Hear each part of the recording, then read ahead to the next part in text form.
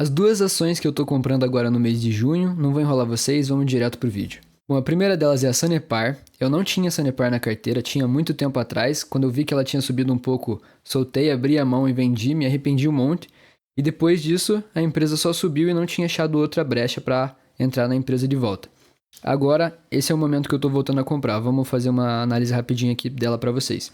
Como vocês podem ver, a Sanepar caiu 12% no último mês. Teve uma queda bem grande, que pode ser sim uma oportunidade, né? A partir daí que eu pensei em olhar de volta para a empresa. E o que me fez comprar ela de novo? Vamos dar uma olhada. Primeira coisa que se destaca, ó, 5% de dividend yield. Uma empresa como a Sanepar, que tem um capex relevante, que faz bastante investimento para crescer a operação e aumentar os lucros e tal, a Sanepar não é um case diretamente de dividendos recorrentes ou famosa por pagar grandes dividendos, mas mesmo assim 5,5% ali é um valor bem considerável para uma empresa que tem essa projeção de crescimento aí e que vem aumentando seus lucros recorrentemente nos últimos anos. Se a gente olhar esse gráfico aqui, ó, dá para ver o lucro líquido, payout, dividend yield, mas se a gente for focar aqui só no lucro, dá para ver o quanto que ela vem aumentando os lucros recorrentemente desde 2017 e que esses lucros só vêm subindo junto com a operação dela que a gente vai dar uma olhada no relatório. Como vocês podem ver também, é uma empresa que está sendo negociada abaixo do valor patrimonial, então a gente tem uma empresa que só cresce lucro sendo negociado abaixo do seu valor de patrimônio. A gente sabe que uma empresa como a Sanepar, ela não vale apenas o seu patrimônio, né? Tem toda a operação dela, todo o know-how que existe ali dentro, o histórico da empresa, e mesmo assim a gente consegue comprar ela abaixo de simplesmente a estrutura que ela tem para operar. Então, realmente parece ser uma boa oportunidade olhar para esse PVP aqui. Mas alguns de vocês podem falar, Léo, mas a Sanepar está com uma queda de lucro de 70% de um ano para cá. E por que será que isso aconteceu?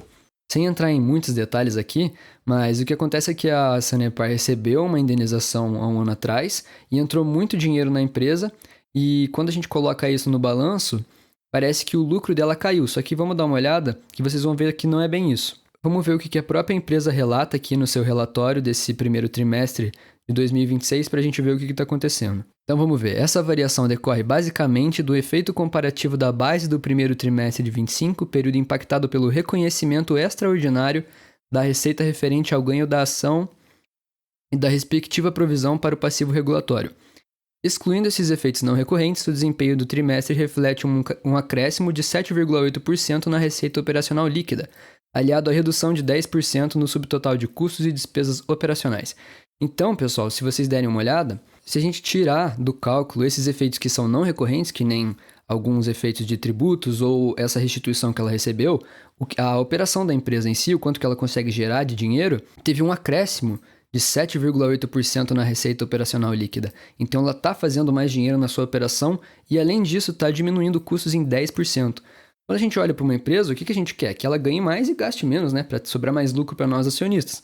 E mesmo com essa queda de 70,8% de lucro do primeiro trimestre do ano passado para cá, a gente pode ver que naquilo que é a operação da empresa, ela está sim melhorando as suas margens e fazendo um bom trabalho. Se a gente olhar aqui um pouquinho mais para baixo, tem o EBITDA ajustado de itens não recorrentes, que é isso que eu estou falando para vocês, a sua operação não recorrente, né? Aquilo que está mais no controle da empresa, que é diminuir seus gastos, fazer uma melhor operação e ter melhores lucros. Então, se a gente comparar esse mesmo período do ano passado para esse ano, vocês podem ver que, na verdade, teve sim um aumento do EBITDA, né? Então, apesar de ter tido sim uma queda nesse lucro líquido aqui, ela não foi aquela queda expressiva como parecia, né?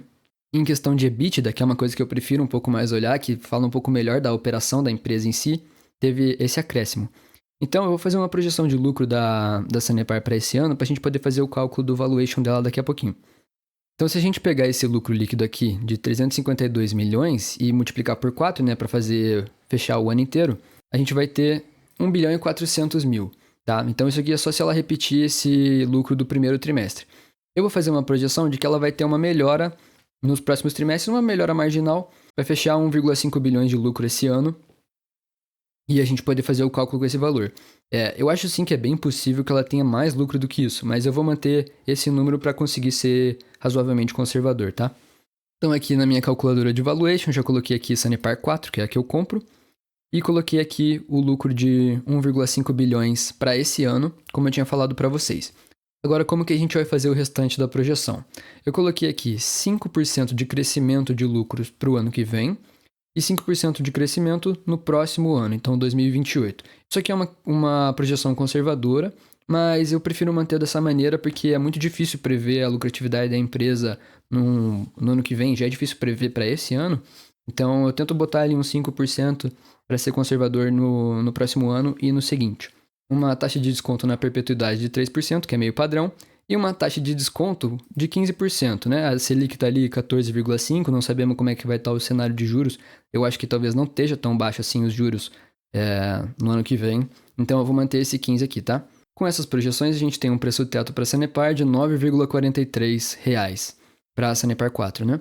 Com ela sendo cotada hoje a 7,19, a gente tem uma margem de segurança de 23,7%, que é uma margem bem alta. Então, por isso, fazendo esses cálculos e também com as outras empresas que eu tenho na carteira, eu acho sim que a Sanepar está em um bom momento de entrada para quem não tem ação, como era o meu caso. Então, eu queria voltar a ser sócio da empresa, mas não sabia bem qual que era a hora certa, e agora fazendo os cálculos eu assumo que esse é o momento de voltar a comprar a empresa. Agora, a segunda empresa que eu estou comprando esse mês é o Banco do Brasil. Vamos dar uma olhadinha como é que está a situação. A cotação está em 19,25, uma queda de 11% nos últimos 12 meses, PL de 8 e PVP de 0,58. Aquilo que eu tinha falado para a Sanepar vale até ainda mais para o Banco do Brasil, né?